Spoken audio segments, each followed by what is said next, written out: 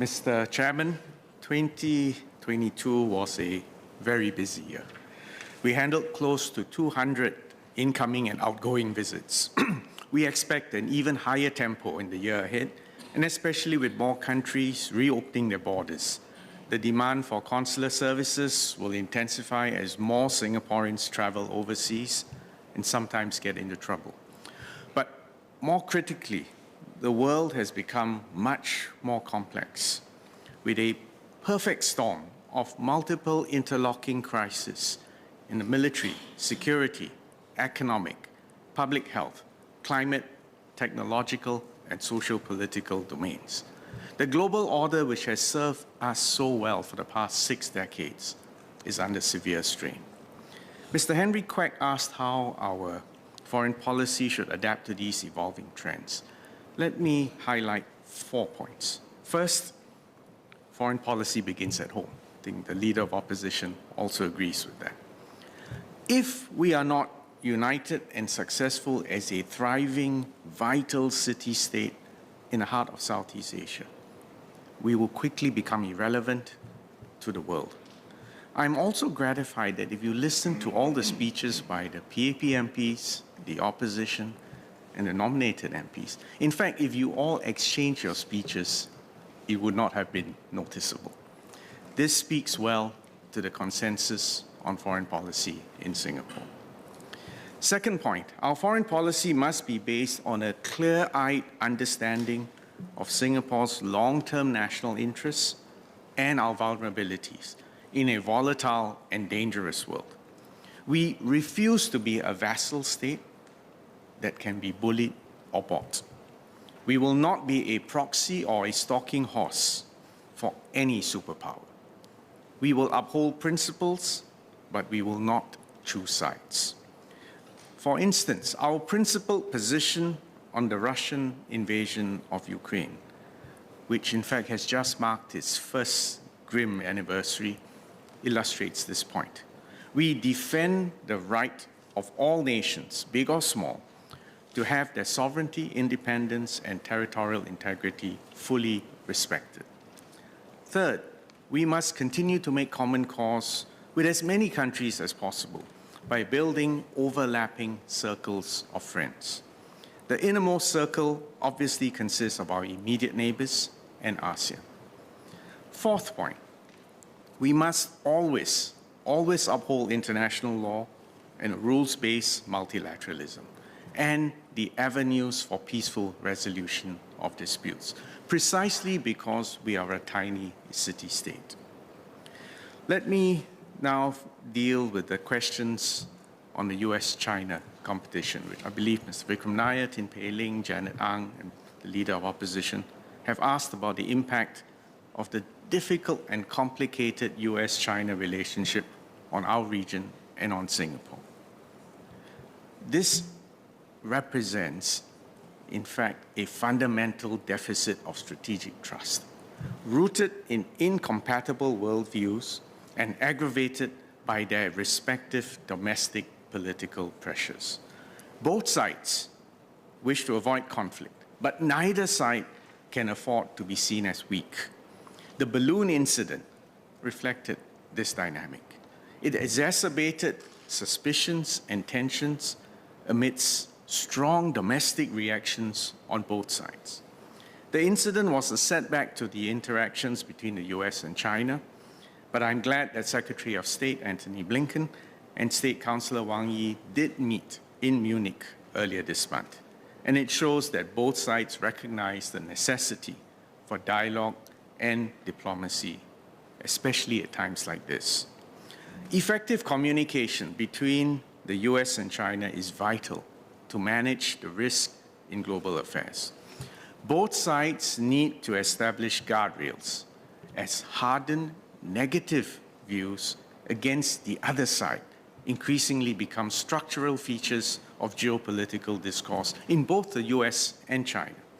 For example, there is a growing body of opinion within China that the US is a superpower in terminal decline, which is determined to contain China's rise at all costs. In the US, there has also been a deep shift in attitudes towards China. The US believes that China is, quote, is the only competitor with both the intent to reshape the international order and increasingly the economic, diplomatic, military, and technological power to advance that objective, unquote.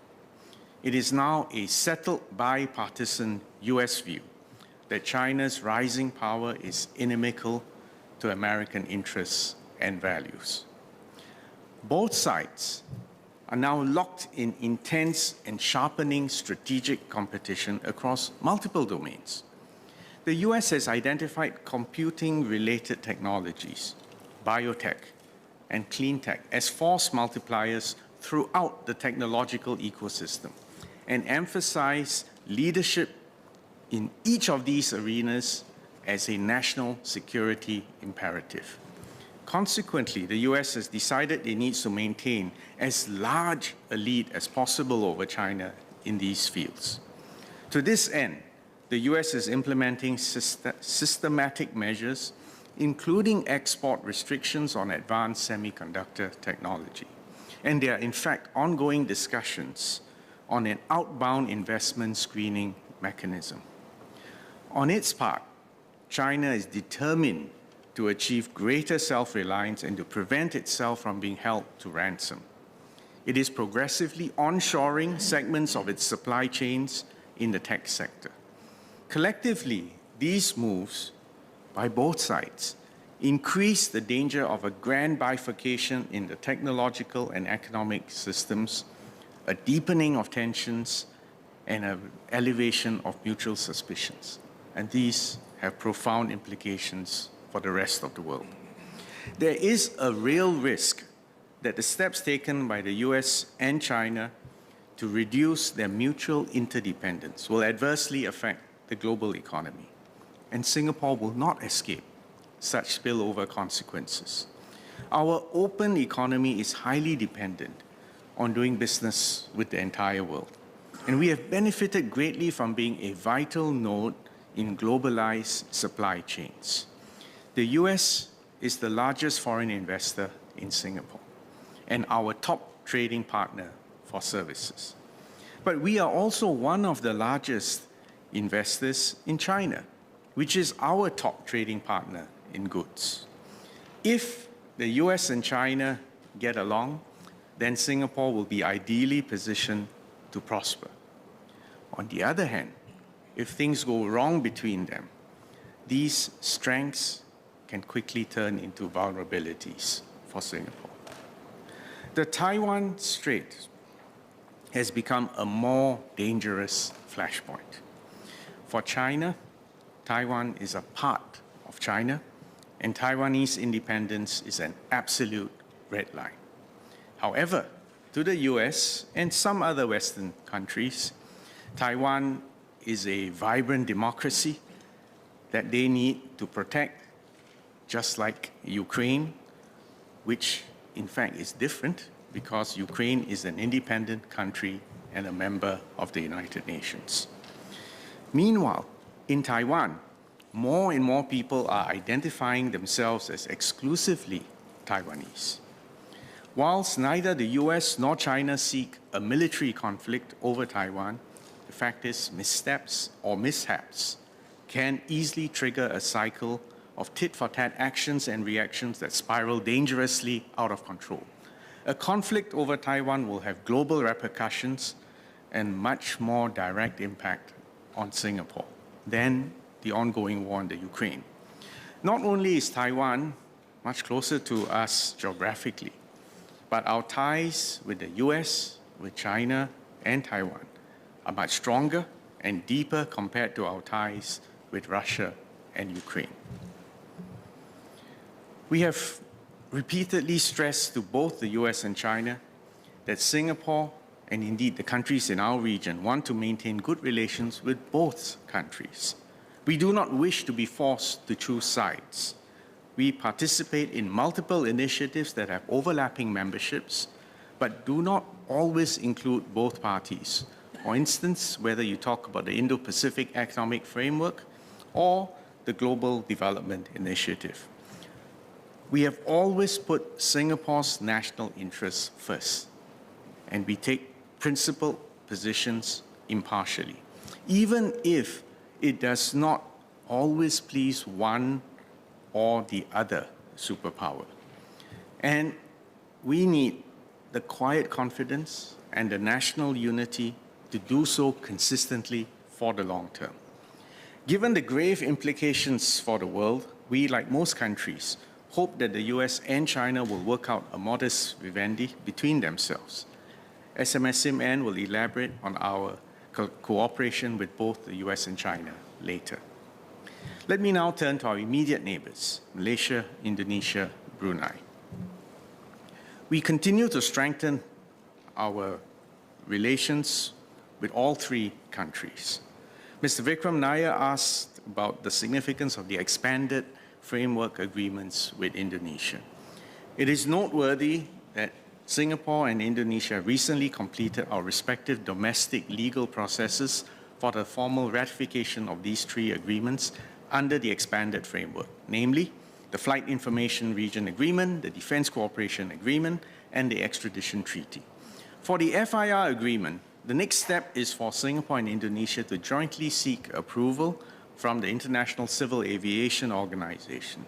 And once the FIR agreement is ready for implementation, both sides will arrange for all three agreements to enter into force simultaneously on a mutually agreed date. These three agreements will bring tangible benefits to both our countries. Under the FIR agreement, Indonesia will delegate to Singapore the provision of air navigation services in portions of the airspace which are within the realigned Jakarta FIR, which are nearest to Singapore. This will ensure that the present and future air traffic to Changi Airport and nearby Indonesian airports continue to be managed safely and efficiently. The DCA will enhance cooperation and interaction between our two military forces. It will provide clarity for the SAF's training in the Indonesian archipelagic and territorial waters and airspace on a basis that fully respects Indonesia's sovereignty over its territory whilst preserving Singapore's rights under UNCLOS. Finally, the ET will strengthen cooperation between our law enforcement agencies to combat crime and to complement our existing cooperation with Indonesia. Taken together, the resolution of these three long-standing issues paves the way for us to advance our bilateral cooperation significantly in the years ahead. We look forward to welcoming President Joko Widodo to Singapore soon for the next Singapore-Indonesian Leaders Retreat. And this will be a good opportunity for our leaders to build on strong progress in the bilateral relationship. Mr. Don Wee and Ms. Sylvia Lim asked about our relations with Malaysia. Our close relations with Malaysia are underpinned by strong people-to-people ties and frequent high-level exchanges.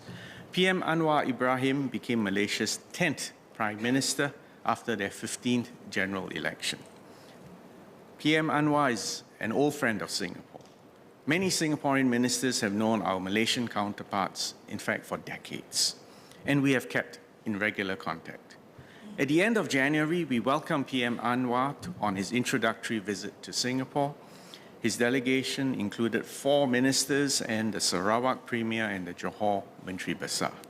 It was a fruitful visit. We signed 3 G2G memorandums of understanding, framework agreements on digital and green economy, as well as the MOU on personal data protection, cybersecurity, and the digital economy. And these signal our commitment to work on new and emerging areas of mutual interest. We look forward to welcoming Prime Minister Anwar back to Singapore later this year for the 10th Leaders Retreat. Meanwhile, we also have significant ongoing cooperation projects, including the rapid transit system link between Singapore and Johor Bahru. This project will facilitate more convenient two-way travel for the tens of thousands who cross the border every day. It is making good progress, and it's expected to commence operations by the end of 2026. However, as with any friendship, problems will arise from time to time. For example, whilst the issue of sovereignty over Pedra Branca has been conclusively settled, Malaysia has raised objections to Singapore's development works at Pedra Branca. These works are needed to enhance maritime safety and security and to improve the search and rescue capabilities in that area. They also ensure that Pedra Branca is adequately protected against the threat of sea level rise. Let me assure you that these development works are fully in accordance with international law and Singapore's sovereignty over the island and its waters. Nevertheless, in the spirit of mutual cooperation and good faith, we temporarily suspended the works in May 2022 to facilitate discussions on Malaysia's concerns and to comprehensively address Malaysia's queries. In December 2022, Singapore put forward proposals to Malaysia to resolve the issue and to move forward with the work. Subsequently, we agreed to Malaysia's request for more time for them to consider our clarifications and proposals. Presently, the development work remains paused due to the monsoon season. We will manage our differences constructively and pragmatically and not allow any single issue to overshadow the entire relationship. With Brunei, our unique, long-standing, special relationship remains strong and mutually beneficial. We continue to sustain a good momentum of bilateral exchanges. And last year, we were honored to welcome His Majesty Sultan Bolkiah on his 5th state visit to Singapore, and His Royal Highness the Crown Prince Billah for the 8th Singapore-Brunei Young Leaders Program. Prime Minister Lee attended His Majesty's 76th birthday celebration in July last year, and DPM Lawrence Wong visited Brunei at the start of this year. DPM called on the Sultan and Crown Prince and had productive meetings with many Bruneian ministers. We look forward to working with Brunei to expand our cooperation in emerging areas such as the green economy, agri-tech, and energy. Second Minister Maliki will elaborate further on these areas of cooperation subsequently. Mr. Gan Thiam Poh asked about our efforts to deepen cooperation between ASEAN and the US, as well as our regional neighbors.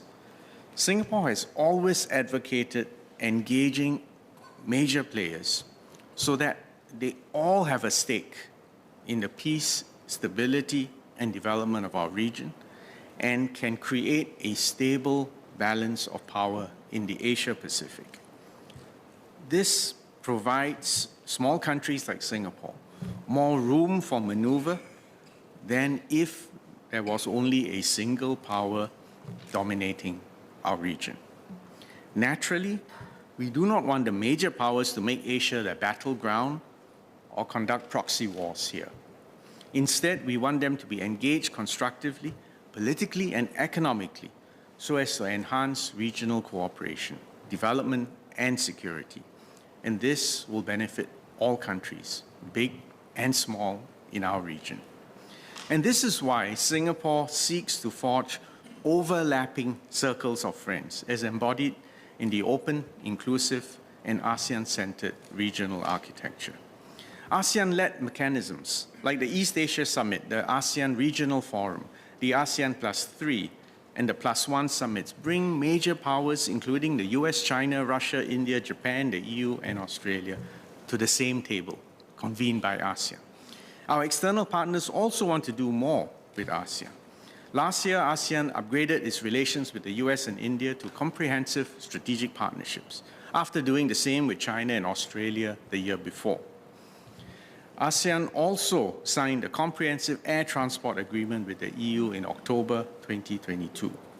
We therefore welcome the interests of major powers to take clear stakes in our region and in our prosperity, and to engage ASEAN on our own merits. For this to work, ASEAN must remain united, coherent, and credible. Mr. Gerald Giam asked if we are looking at alternative options for decision-making when consensus is difficult or hindered. The need for consensus is in fact a design feature. It is not a bug, precisely because of the great diversity within ASEAN. No other regional association has the level of diversity that ASEAN represents. Nevertheless, the ASEAN Charter does provide for decision-making at the leaders' level, even if there are profound political problems in a member state. For example, we have not allowed the coup in Myanmar to paralyze ASEAN or to hold the rest of us hostage. As ASEAN chair this year, Indonesia has an ambitious agenda to step up ASEAN integration in key areas, including the green economy and digital field. In particular, the ASEAN Digital Economy Framework Agreement promotes our economic integration and growth. Singapore is also committed to assisting Timor-Leste in its ascension to ASEAN membership, which is to be achieved through an objective, criteria-based roadmap. We urge other ASEAN member states and our external partners to similarly support Timor-Leste. Singapore will work closely with and support Indonesia in fulfilling its priorities as chair this year.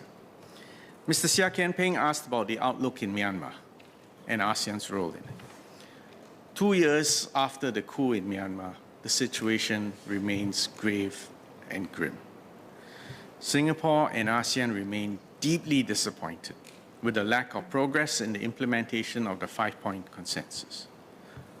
We will not interfere in the domestic politics in Myanmar, but the solution must ultimately involve national reconciliation amongst all the domestic stakeholders living there. This will not be easy to achieve. Mr. Liang Eng-hwa asked about the continued relevance of multilateralism. As a small state, the observance of international law is vital for our sovereignty and independence. But the fact remains we live in an increasingly fragmented world with the erosion of shared rules for the global commons and more frequent resort to unilateral actions. It is therefore even more important for Singapore to strongly advocate adherence to international law and to actively contribute to shaping global norms. Mr. Alex Yam asked about the implications of the war in Ukraine.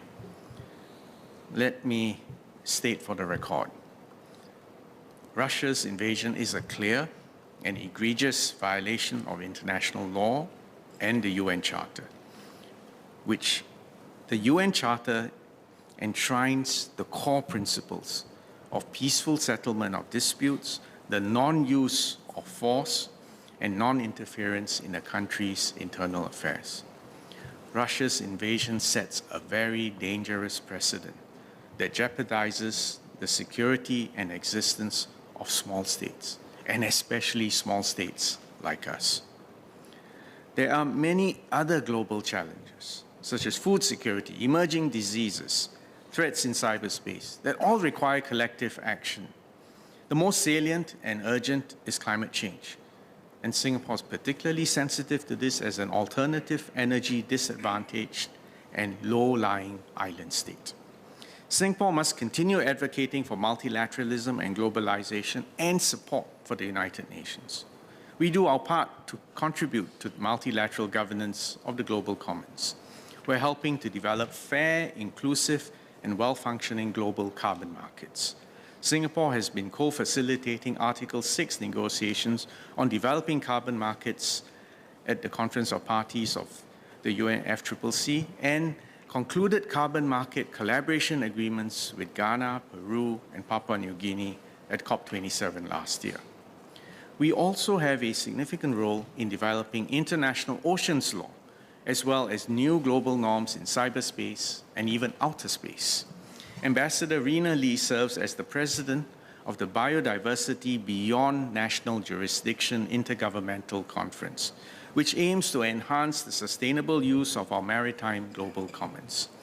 Singapore, represented by our permanent representative to the UN, Mr. Berhan Ghafor, chairs the UN Open-Ended Working Group on Security of and in the use of information and communication technologies to build a safe and secure cyberspace for all.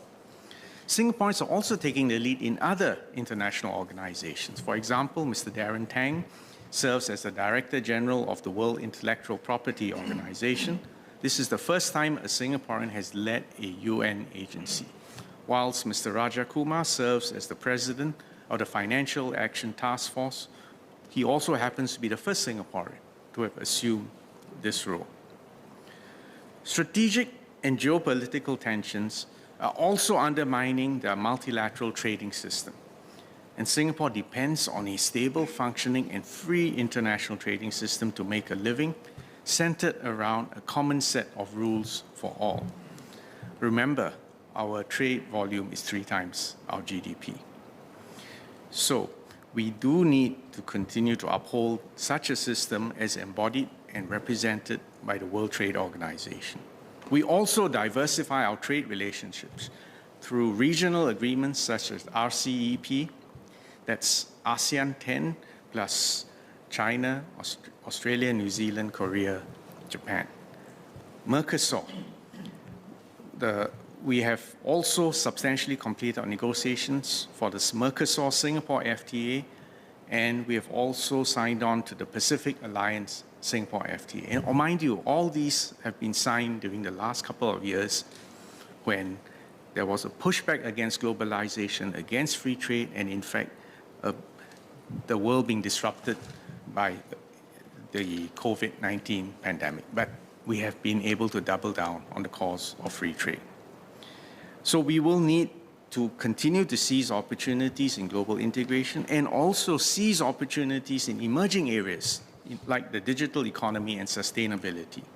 We have concluded a digital economy agreements with several like-minded partners. We've signed, for instance, we've signed the Digital Economy Partnership Agreement, or DEPA for short, with Chile and New Zealand. And in fact, right now, this agreement with only 3 small countries, Chile, New Zealand, and Singapore. We are now reviewing accession requests from the Republic of Korea, from China, Canada, and Costa Rica. We signed the landmark Singapore-Australia Green Economy Agreement in October 2022, the first of its kind agreement that will facilitate trade and investment in environmentally sustainable goods and services, and such collaborations are crucial as we work towards keeping Singapore sustainable and economically vibrant. Let me conclude. We are entering a period of intense superpower rivalry, global economic disruption, and looming climate change. And all this within a more fragmented, turbulent world. It's worth recalling the words of Mr. Lee Kuan Yew. Quote, "We have to live with the world as it is and not as we wish it should be," unquote. Singapore and Singaporeans must approach all these challenges with a combination of realism and quiet confidence. Do not underestimate the external dangers, but neither be overwhelmed by them. We do have significant strengths. We are one of the few countries whose unity has in fact strengthened after the pandemic. And that's why there is strong interest from businesses, investors, and entrepreneurs from elsewhere queuing up to come to Singapore and to plug into our ecosystem. They recognize and appreciate the stability and consistency with which we have run our affairs, both internally and externally. And this reputation for consistency and stability and high levels of public trust and unity provides us with the strength and the resilience to manage our foreign policy challenges in a very hazardous world. Thank you.